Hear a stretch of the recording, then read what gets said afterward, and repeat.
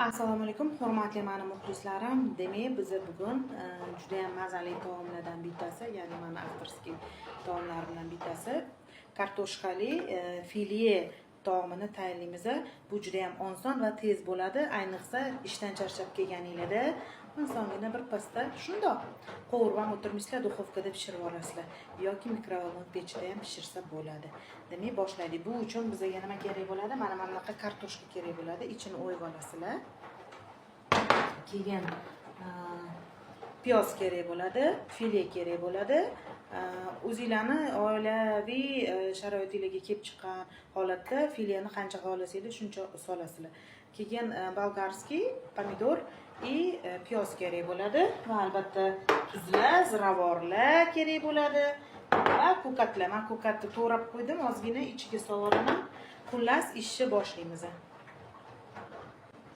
Birinchi navbatda filyemizni mayda qilib to'g'rab olamiz. Xohlasanglar anaqada misarovkada chiqarib olsanglar ham bo'ladi, как qiyma qilib. Men chiqarib o'tirmayman, qo'limda birpasda bo'ladi, chunki filye juda ham yumshoq go'sht hisoblanadi va birpasda maydalanib ketadi. Mana bunaqa ko'rinishda maydalab olasizlar filye.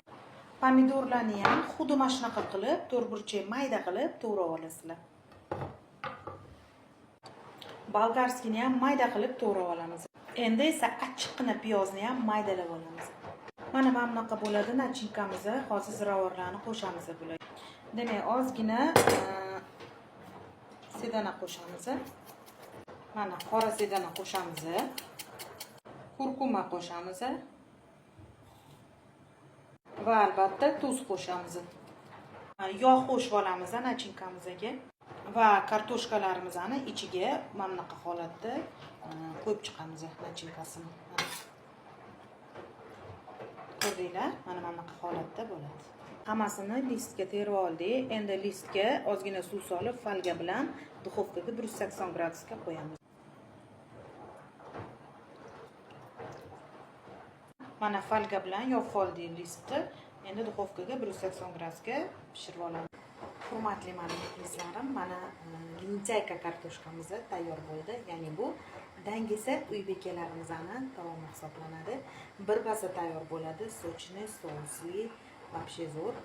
Rasmini profilimda qoldiraman va retseptini ham albatta yozib qoldiraman.